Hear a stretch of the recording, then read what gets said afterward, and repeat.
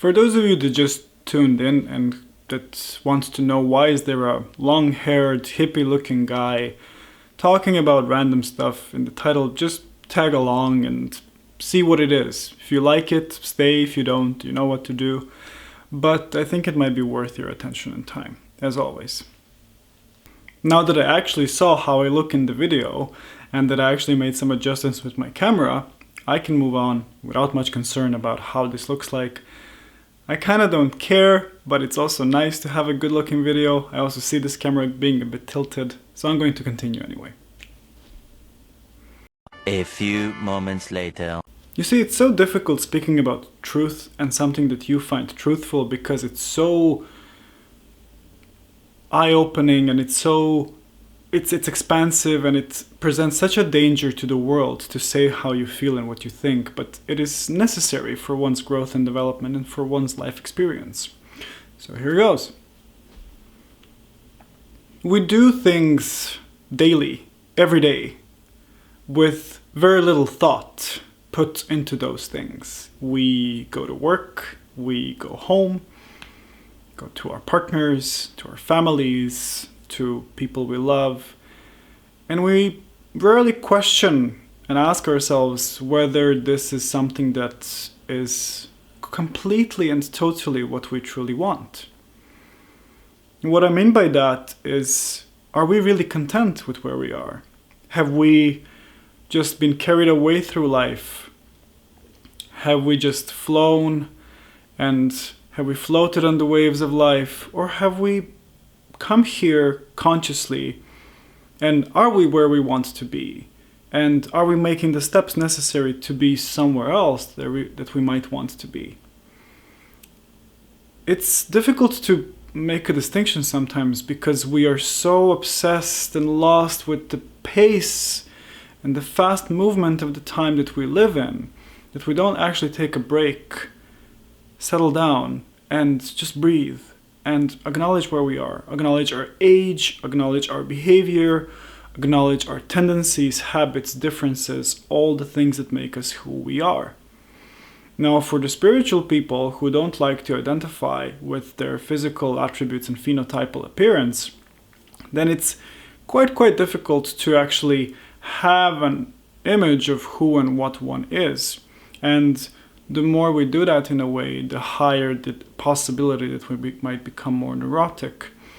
But the truth, on the other hand, is that we do have to have some kind of compass to orient us through life and to give us a meaning and more representable image of who we are and what we're about. Because if we do not have that, then other people cannot identify us and other people cannot see us for who we truly are. Especially if we oscillate and shift very often, which as a consequence creates this feeling of unsafety, because we want to be safe in a community and with people who are who we know they are, but unlike animals who haven't invented the language and who speak in a very unique way and in a much more expressive and immediately responsive way, us humans, we contain so much and we suppress and repress so much of ourselves in our existence that we do not actually communicate honestly to each other, not because we maybe don't want to, but because we simply haven't learned how to. Judging from, stemming from our childhood, so many things that affect our behavior that are only served and pointed at a one primary purpose, which is survival. So when we speak of love and when we want to enter intimate relationships with people, friendships, no matter what, something that requires love that we all so deeply crave and want in life, then we come to understand how difficult in reality that is, because if we still have our brain attuned to survival, then love becomes a means to survival.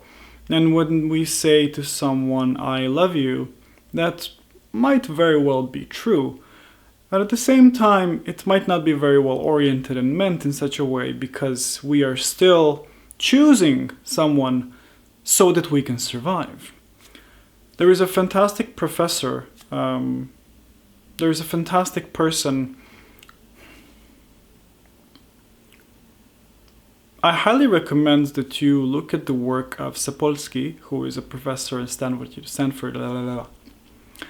I highly recommend that you look into the work of Sapolsky, which is professor at University of Stanford, who speaks about and teaches about evolutionary biology and goes in very, very deep detail about how we are as a species and how our interaction is conditioned and indicated by so many factors that we are not even aware of, but there might be very, very important to know, such as our genetics, genetic tendencies, evolutionary tendencies, and all encompassed in a simple shell and behavior of how we choose our mates and what we do as individuals and what our primary deep nature is, which I'm not going to reveal right now.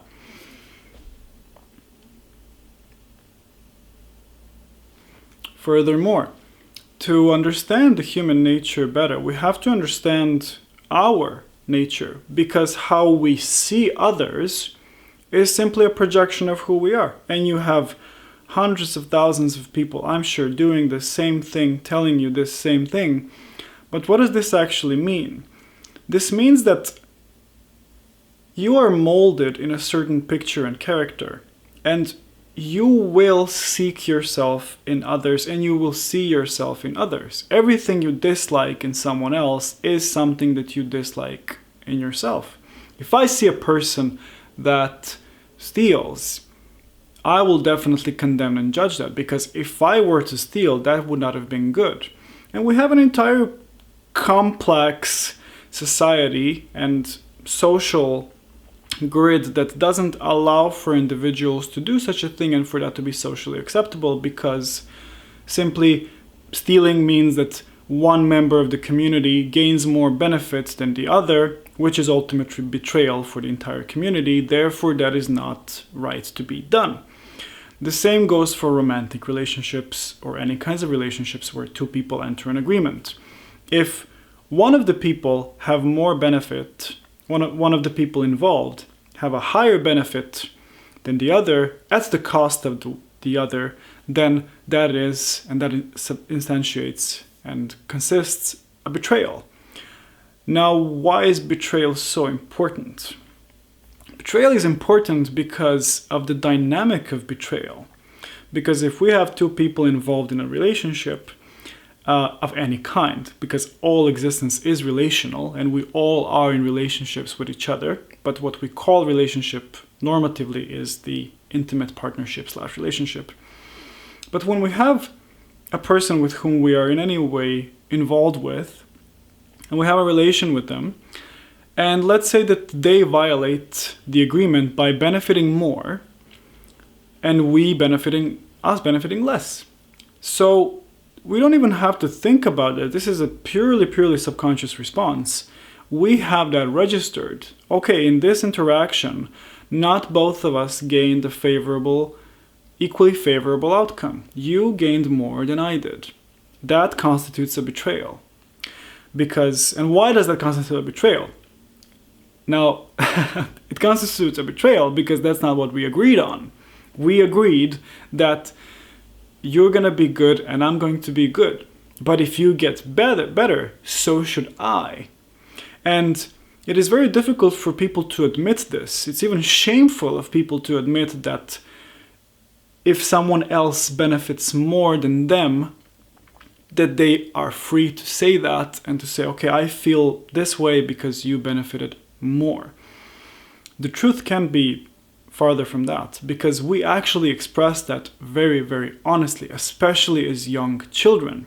Because when we are small, when we're toddlers, when we're young, our emotions are all over the place and we absolutely don't care about the reactions or responses to our emotional state. That's why we express it so openly.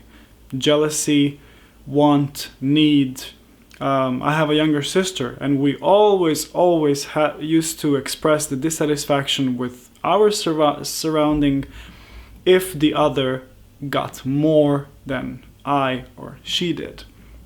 And it is very, very strongly encoded and embedded in the human nature that relationships are meant to be equally beneficial and should be constructed in a way that follows the truthful agreements that the two parties made so that it can be kept stable.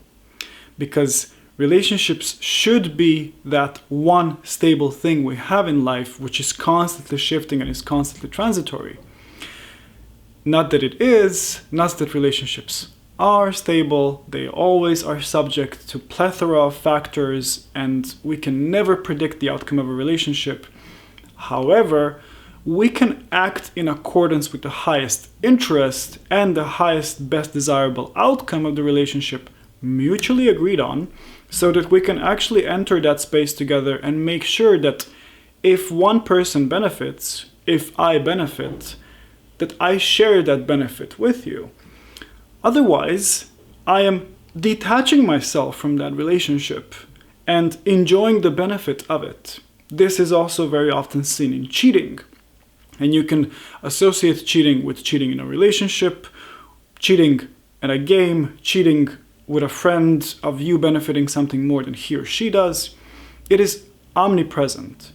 So cheating constitutes the abolishment of the contract of the relationship and eliminates the agreement, forgets the agreement that was initially made, and leaves one party vulnerable and not as respected and weaker and in a less favorable position. Why is this important? Because if this were real life and if you two were predatory animals in harsh environments, in any natural setting that is very threatening to you, that would mean life to you and death to someone else. And this is why this is so deeply embedded in us, because we, like all other living things on the planet, have undergone evolution and have evolved through very similar, if not identical, ways. And we know it is simply encoded and embedded in us what survival represents to us, why betrayal is so important, why loyalty is so important. When I say loyalty, I don't mean cheating your partner with another woman or cheating in some other sense.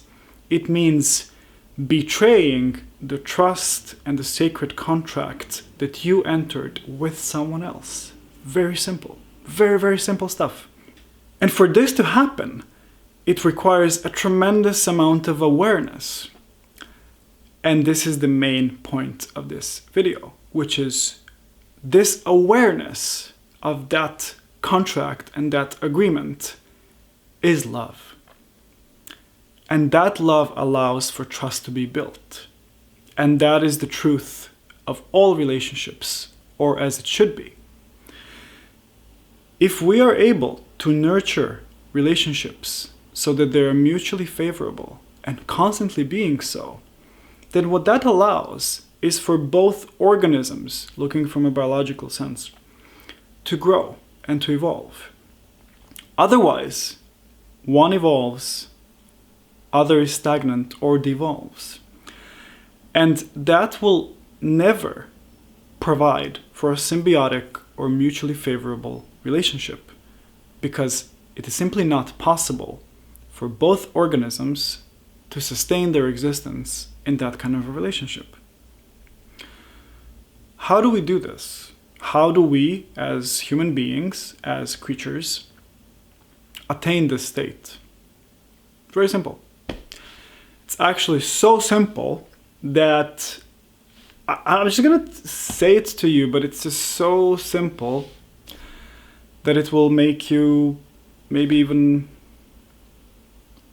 question, what the hell? Why have I been distracting myself this much? Why has this not been clear to me before? And it is awareness. It is simple awareness. Just being aware of your relationship with someone else. Not remembering, not reminding yourself, because your relationships should not be an obligation. Your relationships should be a crucial part of your life. Your relationships are your life. You cannot detach yourself from your relationships. Your existence cannot be detached from your relationships or someone else. We have breakups and we call them breakups. And indeed, they are breakups. But in a deeper sense, we have never ceased to be connected with that person. That goes on, and that feeling lives inside us. So do the memories, so do the experiences, the feelings, the emotions. And it is actually not possible to sever a bond with someone. And this is felt most clearly in family members or friends that pass away. That there is their memory that always, always lives on. And we will nurture that much more while we're alive and they are not, because we then understand the full value of that. And this is what Jung speaks about in his teachings about the importance, and please don't get me wrong, the importance of a death of a parent and the understanding of existence, because the loss of a primary caretaker puts you in the situation where you are completely on your own, which is what you normally and ultimately are anyway. So, relationships are you, and you are your relationships. You cannot divorce yourself from that fact. You can play all these games to distance yourself, to avoid, oh, not now, oh, yeah, this. You need to face everything in your life as it is, because the quality of your relationships is what gives you satisfaction and happiness in life. Even if it is one person. Most of us want one person. There is a significant amount of people that want several people. There's so much debate on that, and I love that discussion. But we need to and have to nurture the quality of our relationships, because nothing matters more than that. And you will often hear from people to whom relationships do not matter, that they are independent, that they are strong and capable, and of course they are, but try to think about this just for 1 minute. If you have the most independent person in the world, how do you think that person became that independent person?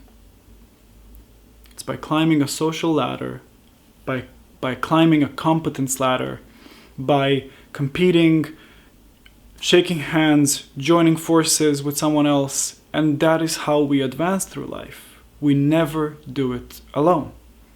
Whatever we try to do alone, whatever is the illusion of that we're trying to do alone, is not done alone. Because there is always someone involved in that process, directly or indirectly. If you have a painter or an artist, that artist or painter was inspired by someone, was inspired by a situation involving another person. Not necessarily, but it is still relational. That person did not express him or herself outside of that experience. You are that experience, and your relationships are the center and the core of it. Nurture your relationships, be honest, tell the truth, and watch your life transform beautifully. Because there is nothing else for you to do. There is job, there is work, there is whatever your life is consisted of. You know your life best. But at the core of that, you know that if we were connected with everything and everyone around us, we won't feel unsafe. We would feel that we can breathe and relax. And that's kind of what we're supposed to do. But we're not doing it yet. I hope we will, though. So, thank you for watching this video. If you like this video, like, share, subscribe. You know how it goes. And I'll see you in the next one. I will try to also encourage a discussion. Please comment if you like what you heard, if you have an opinion. And I love a good discussion. So this is the exact purpose of this channel. Bye.